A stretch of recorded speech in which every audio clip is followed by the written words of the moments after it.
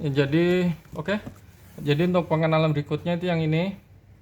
Lihat itu gear SC yang nomor 2, 1 sama 2. Nah, itu kalau ini barangnya SC, jadi kalau bisa itu kalau penggantian gear SC itu diganti tiga-tiganya ini, jangan cuma diganti salah satu, itu rekomendasi. Karena kalau aus salah satu biasanya yang lain ikut aus juga yang di bagian ini. Ini kalau gigi belok ngomongnya sini. Oke.